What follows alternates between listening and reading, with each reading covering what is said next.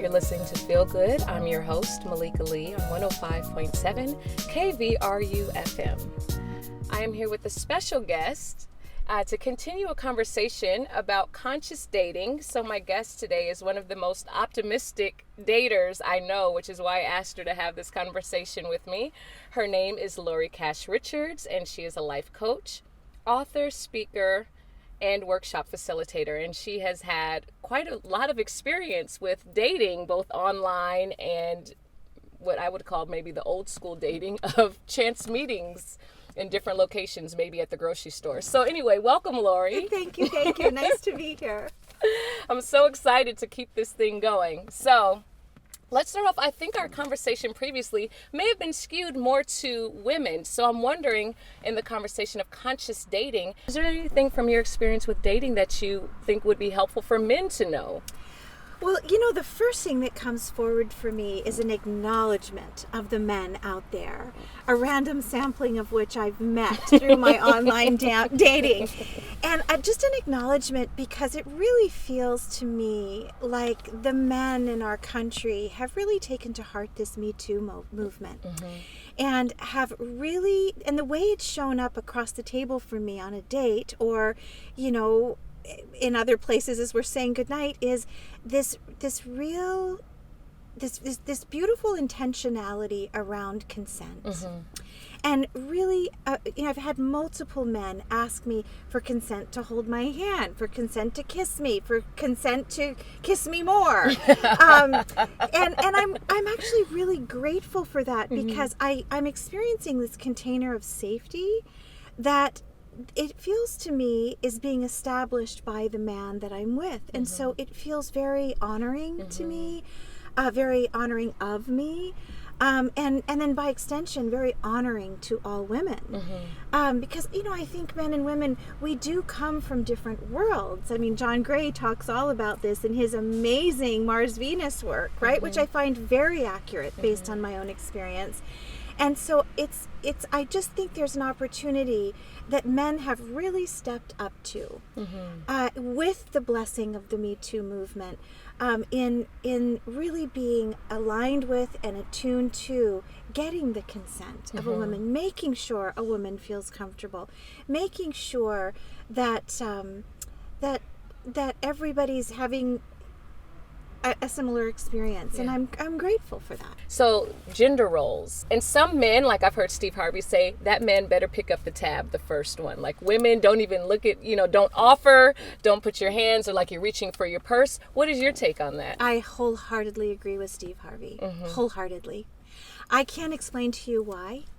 I was raised in Virginia, so I do have a certain protocol around male-female rules, but the first time out, I think it is absolutely the privilege and honor of the man to invite the woman and then to pay for the woman.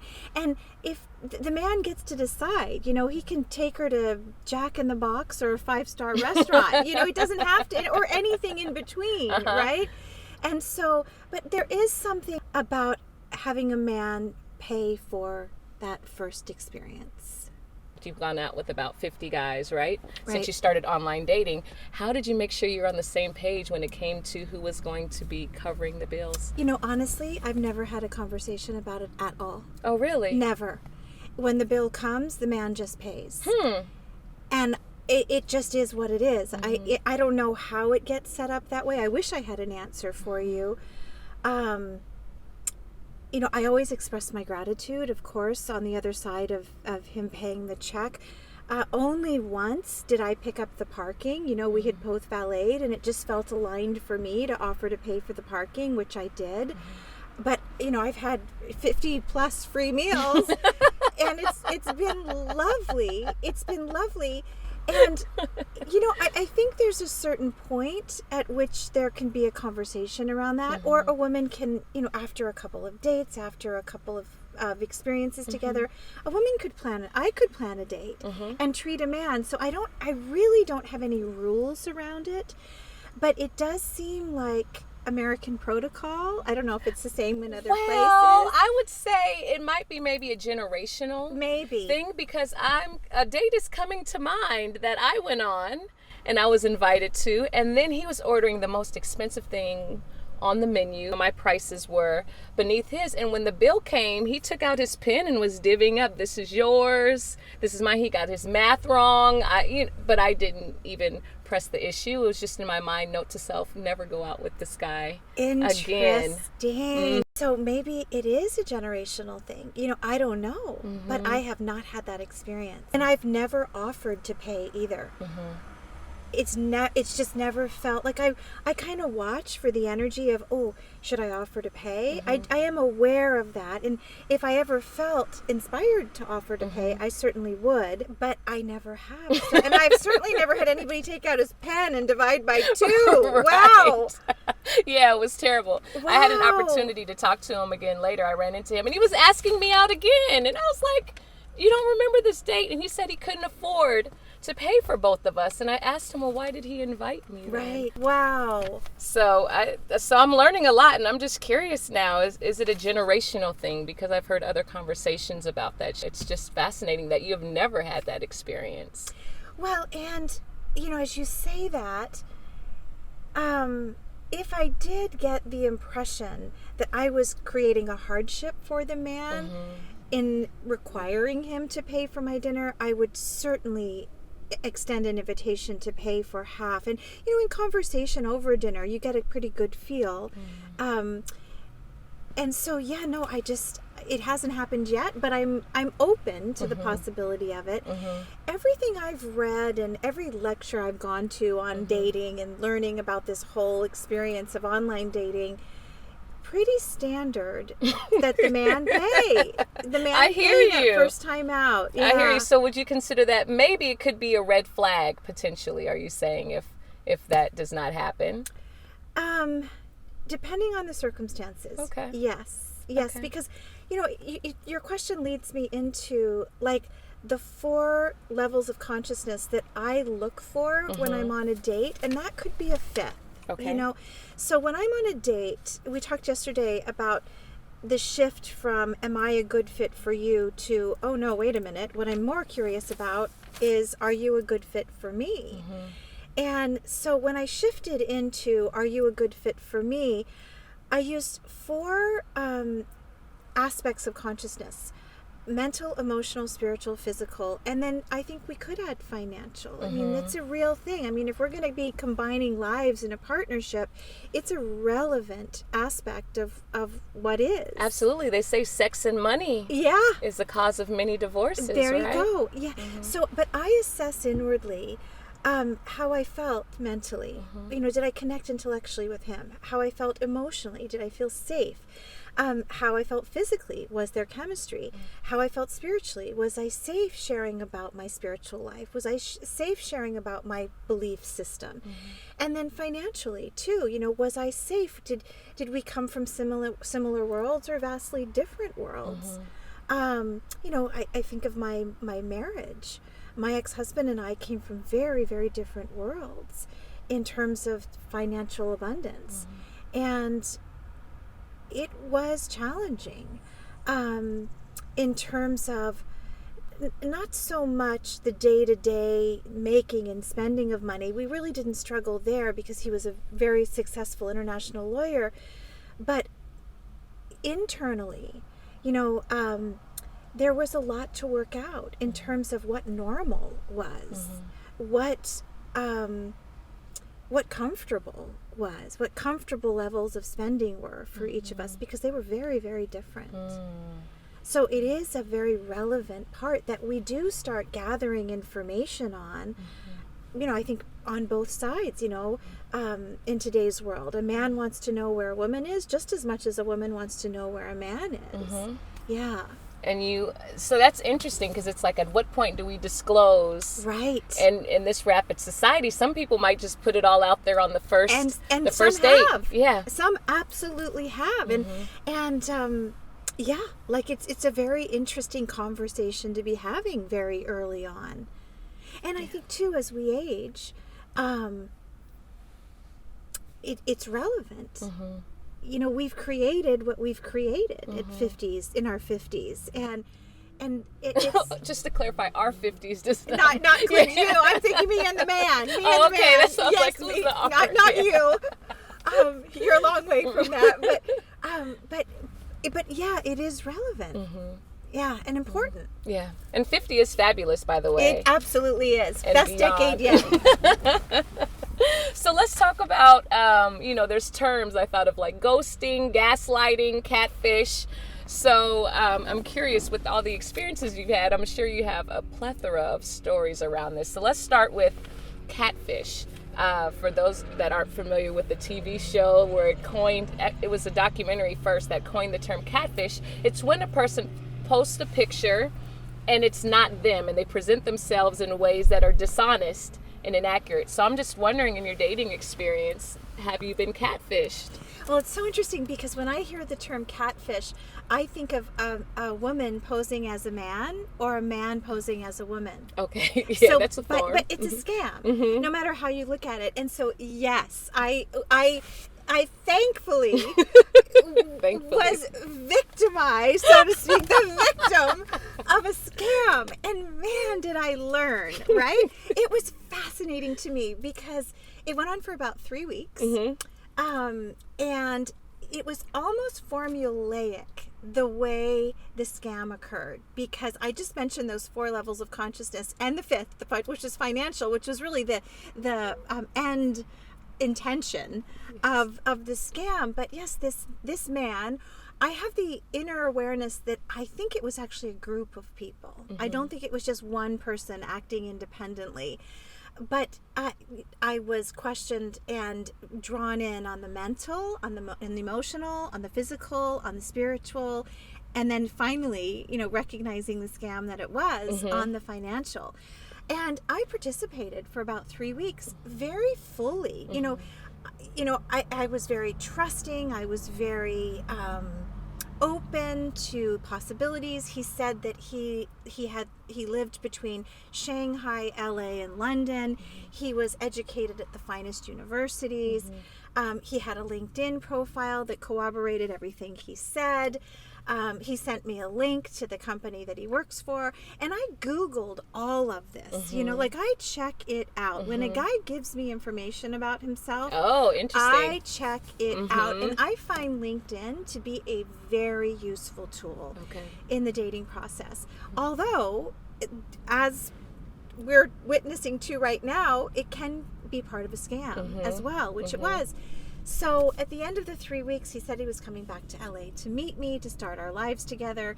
Now, I'm not one that in the early stages of speaking puts all of my eggs into one basket. I'm never just speaking to one man at a time. I've learned that, I have what you call an anxious attachment style, and it is better for all of us if if I'm talking to a couple of different possibilities at the same time. So I never put all of my eggs into this one basket, although I think these people running the scam were under the impression that I had.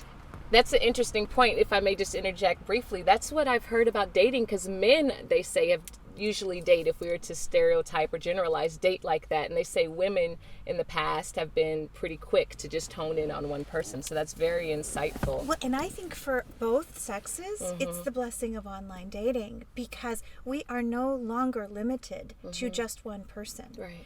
I think what the blessing of online dating is, it takes, even inside myself, a scarcity mentality around men. Oh, I have to stay with this one because I'm never going to find another one.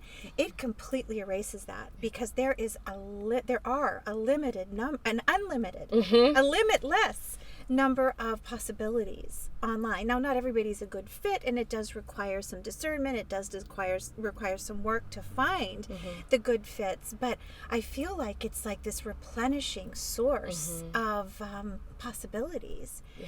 And so, I mean, I will be very honest. When it was clear to me that this was a scam, it broke my heart a little bit.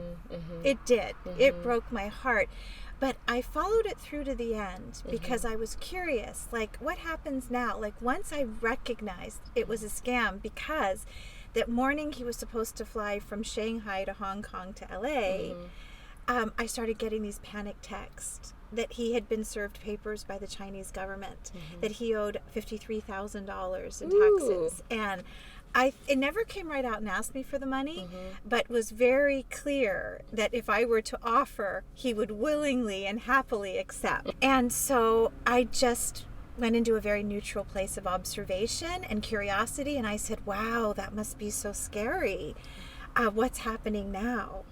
And so, again, more panicked text, copies of the documents that had been served to him, a copy of a check for $1.5 million made out to him that he could cash as soon as he got back to the United States. Wow.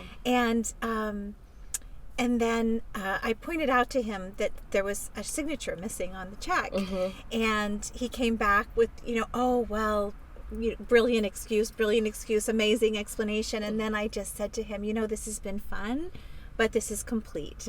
And then I said, I hope you find a better way of making a living other than scamming good women. Wow. And then I just blocked him everywhere. Wow. And that was the end of that. That is quite an experience. Quite an experience. And you didn't... Okay, so if you are just tuning in, you are listening to Feel Good with your host, Malika Lee. Today I'm speaking with my guest, Lori Cash Richards, about conscious dating. And she was just sharing with us an experience where she, pretty much had the experience of being catfished, which is someone misleading and presenting themselves in a way that is dishonest. And in this instance, they were asking indirectly for cash.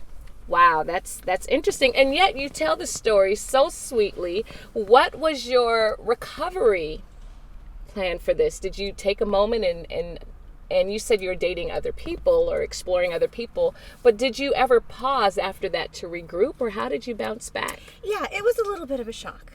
It wasn't a huge shock. It wasn't like a devastating shock. Again, because I'd never met this person.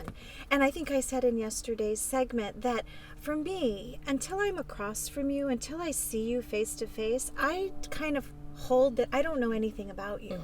Because I've had wonderful conversations on the phone, via text, via messaging, via email, only to find out there was really no chemistry. And so, and I'm kind of in a holding pattern. Until we're actually seated across from each other at a table and we can really see what's present in the moment. But yes, to answer your question, it required a bit of a recovery on my part. There was a little bit of sadness. Because there was a fantasy created, right?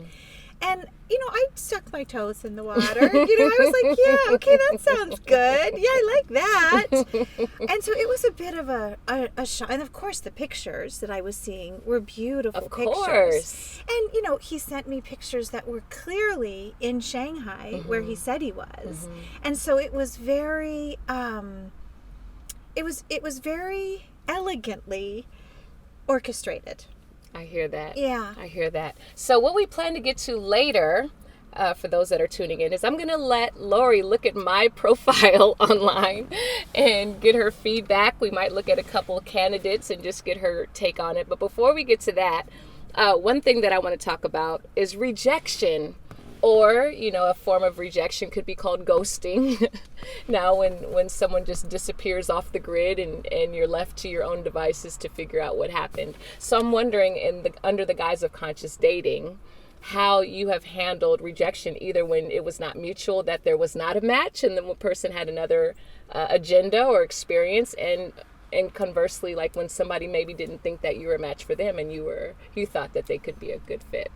Oh, yeah. I think this is where the real vulnerability of online dating comes in, right?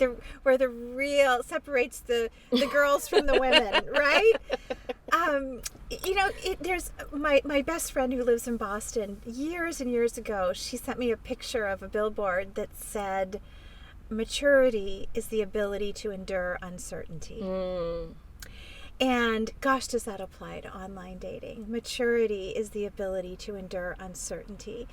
And so very, very early on, I think it was the second guy that I went out with, and, the physical attraction was at a 10.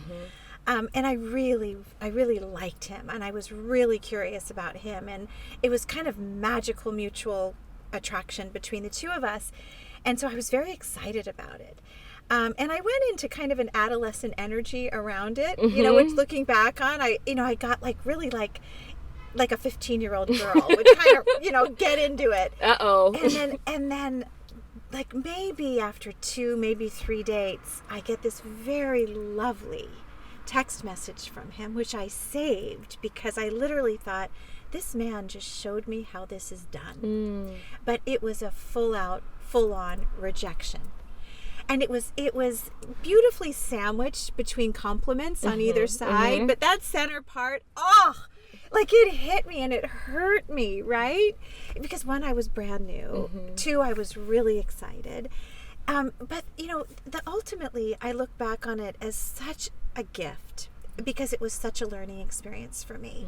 And then when I had to be the one to say, I don't think we're a match, I would literally refer to how this man had done it for me or to me because there was such loveliness in it. There was such gentleness in it. But he was very clear, we're not a match. And I was very clear. This man does not, even no matter how much I think we might be a match, this man does not think so. Therefore, we are not a match. Right.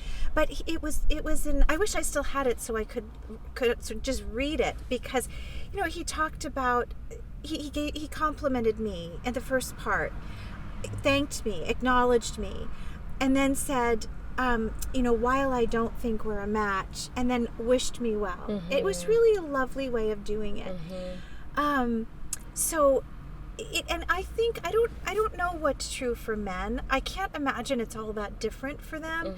That it is almost as hard to be the one that's doing the rejecting as it is to be the one that's being rejected. I think they're both difficult positions to be in. Yeah. Is it fair to say then that conscious dating does not include ghosting? Well, have you ghosted someone, or do you always? Yes, I absolutely have. I am 100% guilty, and I've been ghosted. Right. And ghosting is an interesting phenomenon, right? Because I remember reading a man's profile very early on that sort of had a sort of like a protocol in it. And he said, if you're not interested in me and I message you, don't message me back. And I really appreciated the just the protocol for that, because being from Virginia, wanting to be polite, wanting to be thoughtful, mindful, conscious of how I'm showing up online, that kind of let me know that we're not playing with old rules here. This is a new game, and the rules are developing as we go along. And this idea of ghosting, I wish we could call it by another name. It's very uncomfortable when you're in conversation with someone and they disappear. But I look at it more energetically than I do personally, because I think, gosh, it's a good thing, like when it happens to me, because I certainly wouldn't want to be in a relationship with a man who's just going to disappear. Wow, that's true. And so I take it as like a blessing of sorts. And I've done it too. And so when I do it, it's more like the energy has just kind of gone out of it for me. And I can't always pinpoint why. Nobody did anything wrong. It's just like, we're conversing for a while, and then there's kind of nothing more to say to each other. I think of high school, and you're flirting with somebody in the hall, and you flirt, and then it kind of, it kind of fizzles out. Like, that's sort of how I think about it. I will say that when that happens, I don't keep them in my messaging. I delete them. Okay. Like, I keep the slate very clean. My ego doesn't always want me to. My ego, wants 100,000 messages waiting for me every day. But my soul says, no, keep the slate clean, because once again, you're looking for one partner. You're looking for one good fit. You're not looking for 50,000. you're not looking to be a fit for 50,000. You're looking to be a good fit for one as well. And so it feels like a self-honoring process to just clear the slate. What's coming up is the magic of tidying up and decluttering. Yes, that's gorgeous. And just keeping it clean. Okay, so we just have a couple minutes left, but I said that we would look at my profile and get Lori's input. So let's see if I can pull it up here pretty quickly. Okay, so I'm not going to say what site this is on, but okay, so I kept it short and sweet because I found some people just don't read. Oh, she's going first, the picture. Okay, so you've seen my profile picture. What is your feedback? Well, first of all, the picture is absolutely beautiful, and I think it represents you gorgeously. Thank you. What I would encourage you to do is put up more than one picture. Because I think the more authentically we represent ourselves in our pictures, the more in service we are to ourselves and also to potential dates. So, put pictures up of you that you love. Mm-hmm. Put pictures up of you that bring you joy, that you feel like are a true expression of who you are, whatever they may be. Whether you're in full makeup and regalia, right, or if you're just playing with a baseball hat on and, outside walking your dog, or both, don't be afraid to, span the spectrum of all of your different looks and all of the ways you show up in the world. So what does one picture read to you? Well, I'll tell you from my perspective of looking at a guy's profile. It's a red flag for me if a guy only has one picture. Because I don't just look at the guy in the picture, I look at what's around the guy in the picture too. I look at where he is. Is it a selfie? Is a friend taking it? Is he on a boat? Is he sitting at a restaurant? Is he in his bedroom? Is he on his couch? It gives us a lot of information if we pay attention to the pictures. So, what's he showing me in the picture? What's he telling me about what's important to him based on this picture that he's chosen to put on his profile? So, we can think in those terms, and you don't have to put in the full. I think certain websites have limits on how many pictures you can put in and others don't, but put whatever number of pictures you're comfortable with. And, a selfie or two is fine, but don't let them all be selfies. What? There's a facial expression that she just gave me with that. And what is associated with them all being selfies? Well, I just... you don't have any friends? Yes, and you're a vibrant woman, happy, vibrant, colorful life. I want them to see that. I mean, I think that first picture you just showed me demonstrates that beautifully. Based on what you're wearing, based on your facial expression, I get who you are, and it feels accurate to me. And so ask yourself, am I putting this picture up because it feels good, because I feel good in it, because I like the way I look in it? Okay. All right, I'll work on it and I'll get back to you. I can't wait. You can read it out loud. Okay, good. So this is what Malika has written about her. Malika Lee, here we go. Oh, no, not the first and last name. Okay. Intelligent, big heart, open mind, good sense of humor, and nice smile. That sums up me and what I'm looking for. Enjoy reading, writing, meditation, dancing, live music, and meeting new people. Well, this is very, very sweet. When I started reading, I thought you were describing you. You are. I am. Okay. And then it says that sums up me and what I'm looking for. Okay, I got it. Got it. And then what you enjoy. Just give it to me straight. I'm going to give it to you straight. Yes. Because I was a little confused. I think it might confuse men. Okay. It's like they have to get to that second part in order to know what you're talking about. Okay. So I would make it really clear at the beginning, this is what I'm looking for in me and in me, in you, and in us. Oh, okay. Big heart. Okay. Lots of laughter. Open mind, good sense of humor, because then you're describing you, him, and us. And what is the us? What are you looking for in the us? The clearer I got, the more aligned my matches were for me. We're going to have to end it here. Lori, it has been such a treat. Thank you so much. Oh, thank you, Malika. You've been listening to Feel Good with your host, Malika Lee. My guest today, Lori Cash Richards, and we've been talking about conscious dating. Thank you all for listening. I hope you enjoyed today's show. I know I am not the only one who has had a first date experience where I was surprised to pay half. If you'd like to share some of your dating experiences, please add comments on my Instagram page at Ms. MS Malika Lee, MALIKALEE, where I'll post teasers for upcoming shows.